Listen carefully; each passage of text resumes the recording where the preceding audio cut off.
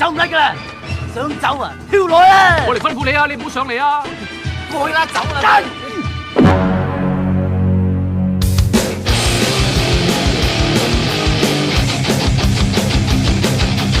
！Sain UU, tak sain UU, yang artinya halo Rebahaners dimanapun kalian berada, bagaimana kabarnya? Gimana? Sudah tersenyumkah hari ini? Kembali lagi bersama saya John, sebuah film tentang tema yang sangat ini banyak sekali digandrungi oleh anak-anak muda yang dikira bisa kaya dengan cepat ternyata malah hidup semakin melarat, berjudul God of Gambler tahun 1989, dibintangi oleh duo kakak angkat saya yakni Chow Yun Fat dan Andy Lau. Pasti sudah tahu tentang film apa ini. Jadi langsung saja pasang handsfree, simetris, yang bisa serbahan, kencangkan celana dalam, selamat menonton dan cekicrot. Cekicrot.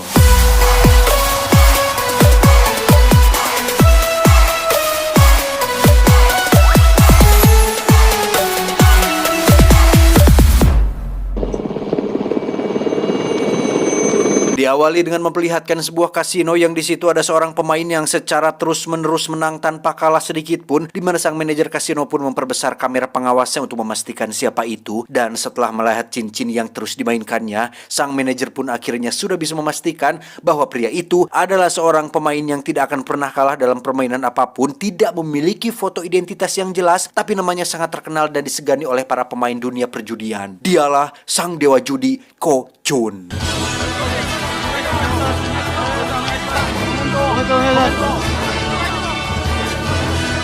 Saat ini Ko Chun tengah ditantang oleh seorang pemain dari Jepang yang ingin menguji seberapa hebat kemampuannya, di mana permainan pertama adalah Mahjong yang saya pribadi tidak terlalu paham bagaimana sistem permainannya, yang pada intinya Ko Chun bisa dengan sangat lihai memenangkan permainan pertama tersebut.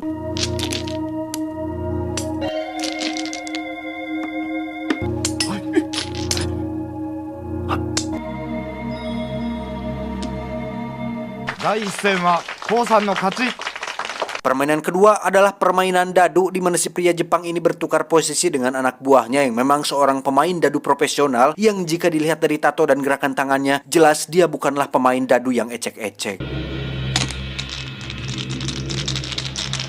Saat itulah kita akan melihat betapa tajamnya insting seorang God of Gambler, di mana julukan yang disandangkan padanya jelas bukan sekedar isapan jempol belaka, karena telinganya jelas lebih peka dari orang normal, yang membuat Ko Chun sudah bisa menebak hasil dari kocokan wanita tersebut.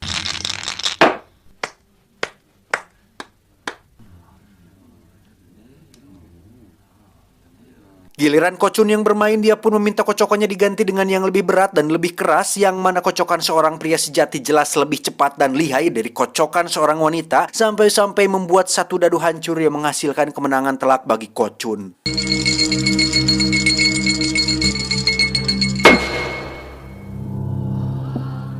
Sasuga Bakushi no Kami. Kotai roku. Tantangan tersebut ternyata bukan tanpa alasan, di mana pria Jepang ini faktanya ada maksud tersembunyi, yakni meminta bantuan kepada Ko Chun untuk mengalahkan seorang gambler asal Singapura yang telah membuat ayah si pria Jepang ini bangkrut dan tewas karena bunuh diri. 俊哥，你諗清楚啊！陳金城為人咁陰險， 當平賭術，我一定冇法子洗清勝負嘅恥辱。 Karena Ko Chun adalah tipikal orang yang tidak tegaan, apalagi si pria Jepang ini sempat akan bunuh diri juga. Akhirnya Ko Chun mau membantunya, dan sebagai hadiah si pria Jepang pun memberikan bodyguard terbaiknya, yakni seorang pria Vietnam bernama Lu Wung. Kita panggil saja Dragon. Ini orangnya. Di mana Dragon yang memiliki basic di militer pun ditugaskan untuk menjaga dan melindungi Ko Chun sampai tiba waktunya pertandingan. 老實會保護你，直到決戰嗰日。 Sementara itu kita akan dibawa ke tempat lain, lebih tepatnya sebuah tempat judi kecil-kecilan, yang di situ ada seorang gambler amatir bernama Michael Chan, di mana Michael sering sekali kalah dan sudah tahu kalah, tetapi tetap saja selalu datang ke situ.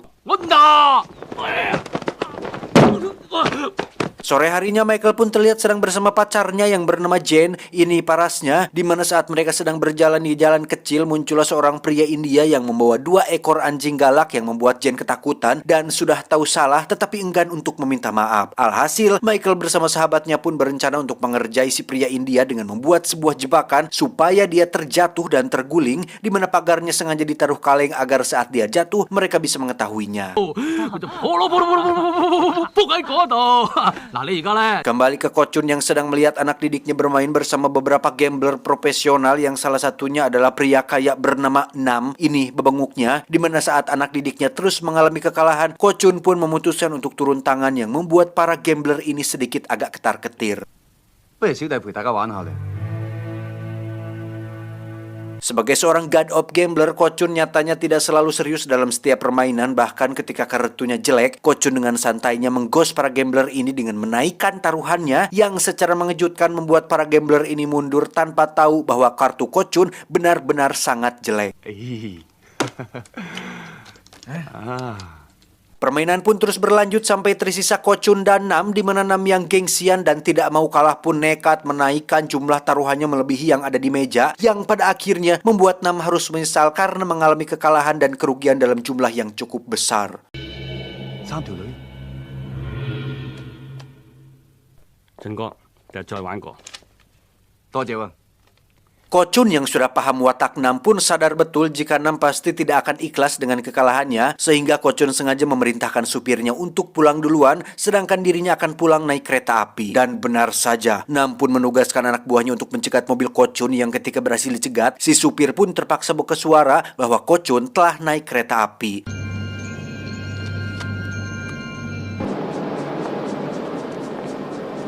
Saat itulah kita akan melihat kemampuan si Dragon di mana dia mampu menghajar beberapa buah Nam dengan cukup mudah, yang menandakan bahwa Dragon bukanlah orang yang sembarangan.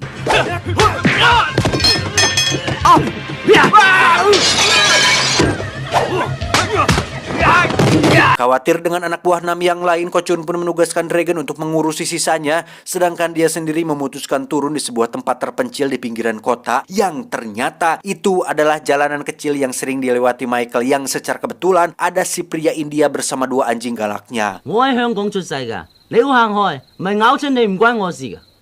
Entah anugerah seperti apa yang dimiliki Ko-chun sampai-sampai bisa membuat dua anjing galak ini ketakutan. Namun ketika Ko-chun akan melanjutkan perjalanan, dia pun tak sengaja menginjak jebakan yang dibuat oleh Michael hingga membuatnya terguling dan kepalanya terbentur batu. 哎呀，阿七阿爺，黐㗎你，個陷阱係我哋整㗎嘛，送去醫院咪好大鑊。 Merasa ini tanggung jawabnya, Michael pun terpaksa membawa Ko-chun ke rumah kumuhnya, di mana saat mereka memeriksa dompetnya, di sana tidak ada KTP atau nomor kerabat yang bisa dihubungi, sehingga Michael dan kawan-kawan terpaksa harus mengurusinya sampai Ko-chun benar-benar pulih kembali.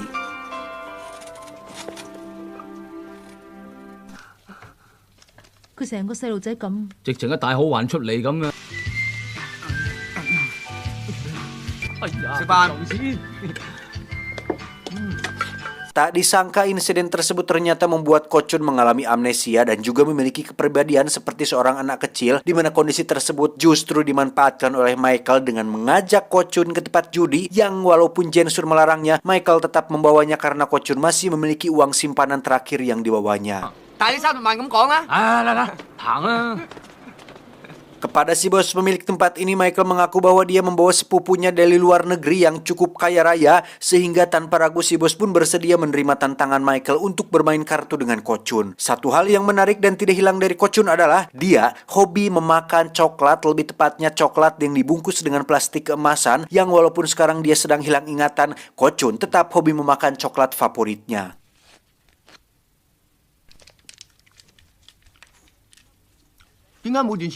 Saatnya bermain, Michael dan si sahabat pun terus mengapitnya dan memberitahu supaya Ko-chun bermain hati-hati dan jangan asal menaikkan jumlah taruhan, di mana si bos yang melihatnya pun lama-lama menjadi kesal dan menyuruh mereka berdua untuk diam saja dan biarkan Ko-chun bermain sendiri. 喂，你黐線嘅咩？喂，收聲！ Dan hebatnya adalah, meskipun Ko-chun sedang hilang ingatan, kemampuan insting dan tingkat kepekaannya sebagai seorang dewa judi ternyata tidak ikut hilang, di mana pada momen ini wajah Ko-chun terlihat sangat serius seperti sedang benar-benar mengeluarkan seluruh kemampuannya, yang akhirnya membuat Michael dan kawan-kawan untung besar dari permainan tersebut.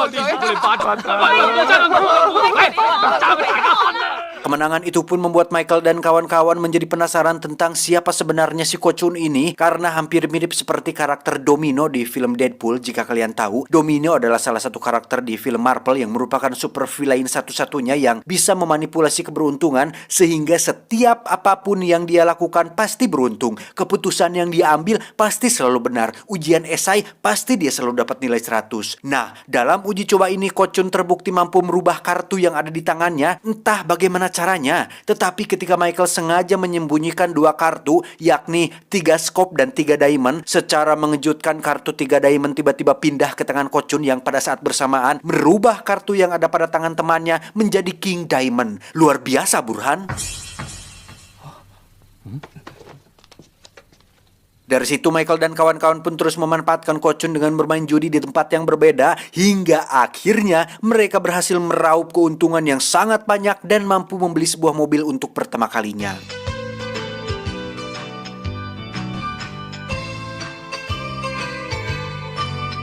Karena mereka terlalu berfoya-foya, uang hasil kemenangan pun langsung ludes dalam sekejap, sehingga Michael memutuskan untuk meminjam uang kepada seorang rentenir yang berteman baik dengan Boboho. Beliau bernama Paman Sing. Ini babangusnya. Tak ingin membuang waktu, Michael pun langsung mengajak Ko Chun ke sebuah tempat judi, di mana Ko Chun yang tidak bisa mendapatkan coklat favoritnya pun nampak ogah-ogahan untuk bermain, sehingga Michael meminta sahabatnya untuk membeli beberapa coklat yang diinginkan oleh Ko Chun. 去買啦，去買啊！ Saat keluar dari toilet, Michael pun sangat dibuat terkejut saat mengetahui Ko Chun telah menghabiskan seluruh uang taruhannya, yang dimana hal itu adalah bentuk kekesalan Ko Chun yang tidak bisa mendapatkan coklat favoritnya. Alhasil, Michael yang kesal pun meninggalkan Ko Chun di pinggir jalan, dimana saat Michael akan pulang, dia pun tak tega jika harus meninggalkan Ko Chun sendirian, sehingga dia memutuskan untuk kembali dan mengajak Ko Chun untuk pulang bersamanya.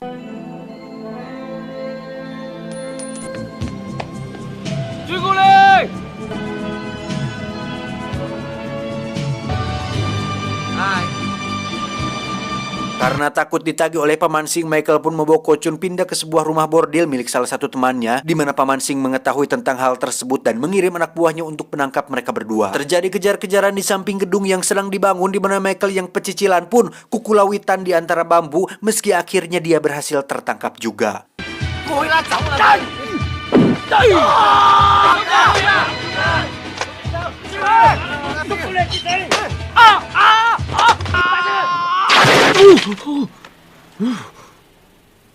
Esoknya, Jen pun datang ke tempat Paman Sing untuk meminta Michael dilepaskan, di mana Jen mengatakan bahwa dia sudah membawa seseorang yang akan menjadi jaminan untuk Michael, yaitu sang God of Gambler, Ko Chun.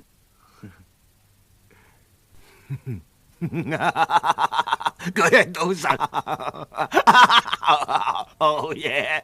Paman Sing pun meminta Ko Chun untuk menunjukkan kemampuannya, yang mana pada awalnya Ko Chun mengalami kesulitan hanya untuk memainkan setumpuk kartu, tetapi ketika coklat favoritnya sudah masuk ke mulut, jangankan memainkan kartu, memainkan sebilah pisau saja dia bisa sangat lihai sampai-sampai membuat Paman Sing ketakutan.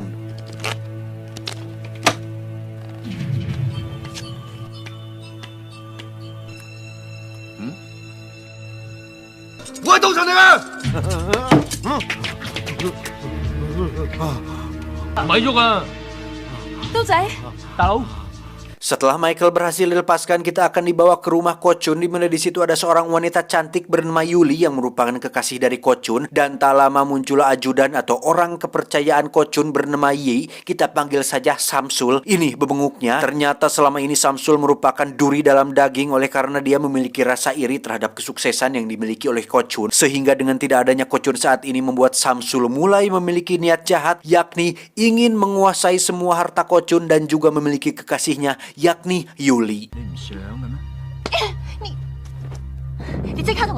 Saat itulah Samsul berusaha untuk menggadabah si Yuli, namun karena Yuli masih punya harga diri dan tidak ingin memberikan kesuciannya secara gratis dan cuma-cuma, Yuli pun memilih untuk loncat dari kamar yang membuat dia tewas saat itu juga. Dan sialnya adalah alat perekam suara milik Yuli pun berhasil diketahui oleh Samsul, yang kasetnya langsung dibakar, sehingga satu-satunya barang bukti yang akan mengungkap kejahatannya pun sekarang sudah tidak ada, yang alhasil membuat Yuli harus mati secara sia-sia.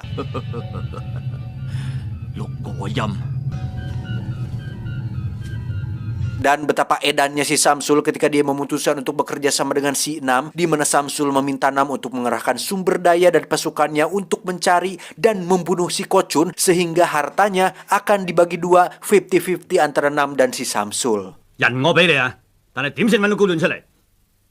我收到風， Kembali ke Michael dan Kochun yang didatangi oleh Dragon. Awalnya mereka menganggap jika Dragon adalah orang yang jahat yang ingin membunuh Kochun. Tetapi ketika muncul para penjahat utusan si Nam, disitulah Dragon membuktikan bahwa dirinya adalah seorang bodyguard yang setia terhadap bosnya.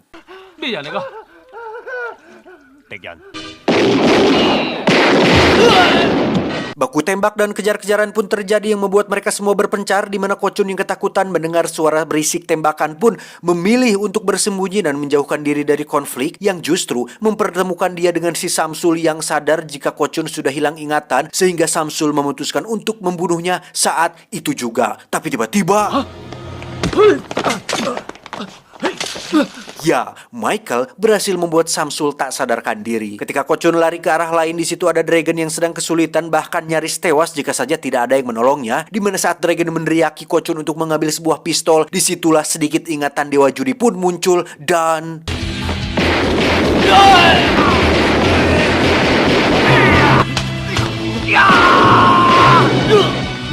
Setelah membantai habis semua penjahat, Kochun yang kembali ke anak kecil pun seketika terkejut dan segera lari dari sana, di mana dia tak sengaja tijalikeh yang membuat kepalanya terbentur, dilanjutkan dengan ditabrak mobil yang membuat kepalanya tidak gor kaca, hingga akhirnya dia tak sadarkan diri dan dibawa ke rumah sakit.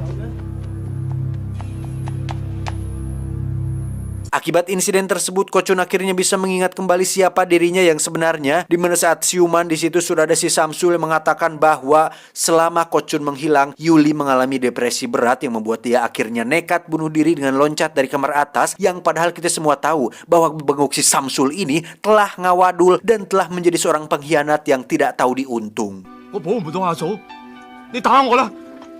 俊哥，你打我！ Saat itulah muncul Michael yang langsung menyerang si Samsul, namun karena Kochun tidak ingat dengan apa yang terjadi kemarin, bahkan si Michael justru dibawa para petugas dan dianggap sebagai orang yang halu. Setelah pulih, Kochun pun pulang ke rumahnya dengan perasaan sedih yang biasanya selalu ada Yuli yang menemani. Kini si Jasonnya pun harus sendirian dan kedinginan tanpa ada kehangatan yang selalu diberikan oleh Yuli sebelumnya. 你話佢啲有冇？ 你仲食朱古力？肥死你啊！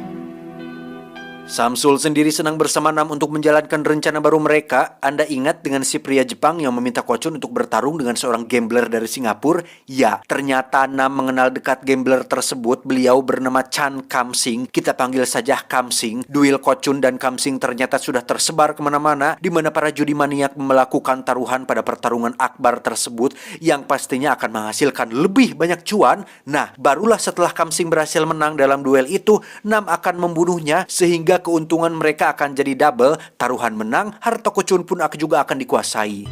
佢每一次偷雞嘅時候都不知不覺咁樣摸下自己嘅玉戒指。 Dan untuk memastikan kemenangan Abah Kamsing, Samsul sudah memesan sebuah kacamata khusus berikut dengan kartunya, di mana kacamata tersebut memiliki teknologi yang bisa membuat pemakainya melihat tembus pandang, sehingga dewa judi sekalipun tidak akan memiliki peluang untuk bisa memenangkan pertandingan nanti.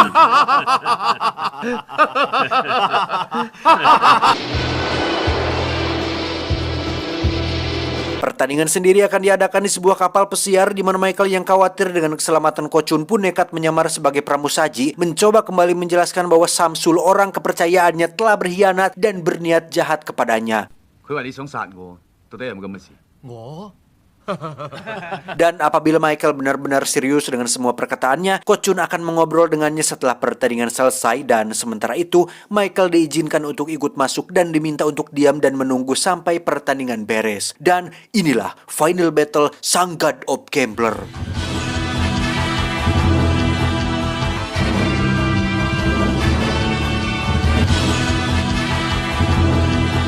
Permainan pun dimulai dengan masing-masing dari kedua belah pihak yang memeriksa kartunya, yang tentu saja Samsul sang pengkhianatlah yang akan memeriksa kartu-kartu tersebut yang sudah jelas itu merupakan kartu khusus yang telah disetting sebelumnya.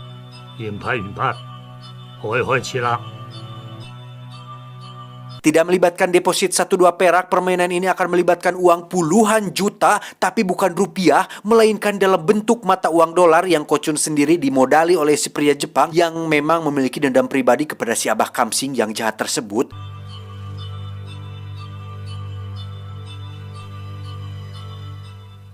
Babak pertama pun dimulai dengan uang taruhan 20.000 dolar di mana Kamsing yang bisa melihat setiap kartu pun jelas bisa menebak dengan mudah, sehingga ketika kartunya jelek, Kamsing pun memilih untuk mundur pada babak pertama tersebut. 5萬，陳生。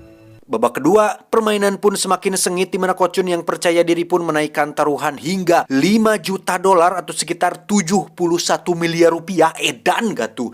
Yang jumlah tersebut sangat-sangatlah banyak, bahkan AdSense dari YouTube saya selama 10 tahun pun tidak akan pernah mencapai jumlah sebanyak itu. 冇理由第5隻牌少得個500萬。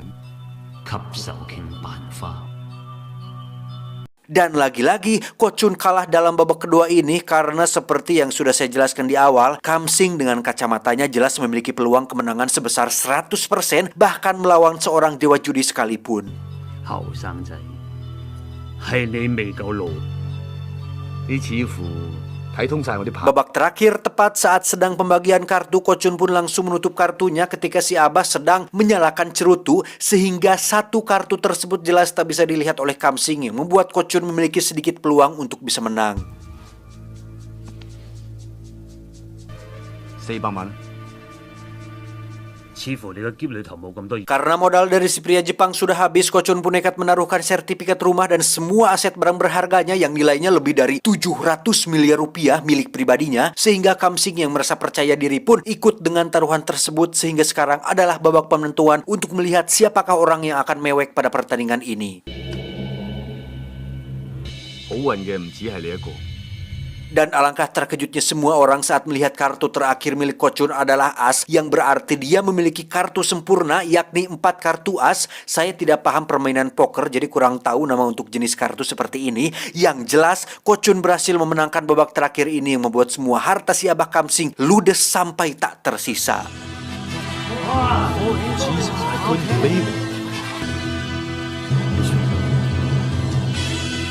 Tak hanya itu, Ko Chun akhirnya membuka sebuah fakta bahwasannya kacamata khusus milik si Abah Kamsing ternyata dibuat sekitar 2 tahun yang lalu, sehingga kacamata tersebut termasuk barang lama, di mana Ko Chun sendiri memakai alat yang sama buatan Jerman yang dibuat dalam bentuk soft lens seharga lebih mahal dari milik si Kamsing.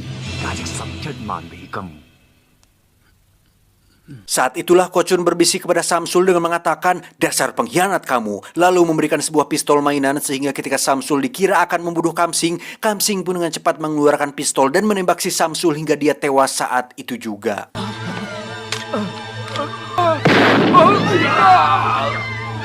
Di saat itu pula lah muncul si Dragon yang langsung menodongkan pistol kepada mereka semua, di mana Ko Chun yang cerdas pun telah merencanakan semua ini untuk membalaskan dendam si pria Jepang kepada Kamsing, sekaligus membalaskan dendam pribadinya atas kematian Yuli yang ternyata sudah diketahui sejak awal berdasarkan kaset rekaman yang tidak semuanya terbakar pada malam itu. 解仲未燒完。 Setelah semua berakhir, si pria Jepang pun sangat berterima kasih kepada Ko Chun yang telah membuat si Kamsing miskin dan akan dipenjara, di mana saat Ko Chun akan diberi sebagian uang dari kemenangan tersebut, Ko Chun pun menolaknya dan hanya ingin dibelikan 1 coklat favoritnya dan juga ingin agar Dragon menjadi bodyguard sekaligus orang kepercayaannya yang baru. Saat itu jugalah Michael memanggil Ko Chun, namun dengan kembalinya ingatan dia dan kehidupannya sebagai seorang god of gambler, mustahil bagi dia untuk bisa mengingat Michael yang bukan siapa-siapa, sehingga ya sudahlah, mungkin ini nasibnya. 再見。 Michael pun kembali ke kehidupannya seperti biasa, yakni seorang pengangguran yang suka main judi, yang untuk rokok 1 batang saja dia tidak punya, apalagi untuk modal bermain judi. Dan tiba-tiba muncullah Ko Chun bersama nenek Michael yang sudah dibelikan kalung emas 50 gram, di mana Ko Chun selama ini pura-pura tidak mengingatnya sampai rencana balas dendamnya selesai. Dan mulai sekarang, Michael dijadikan murid sekaligus partner yang memiliki potensi untuk bisa melanjutkan gelarnya sebagai dewa judi selanjutnya. 拉斯維加斯。 益你啦。 Tamat, ending yang cukup menjackpotkan. Pesan yang bisa kita ambil dari film ini sudah sangat jelas dan sudah sangat sering disampaikan oleh Bang Haji Rhoma Irama, yaitu jangan main judi, titik. kalau tidak punya modal. Cuau, cuau, cuau. Saya John mewakili direksi yang bertugas mengucapkan terima kasih dan sampai jumpa di video selanjutnya. Adios, bulu betis David Beckham.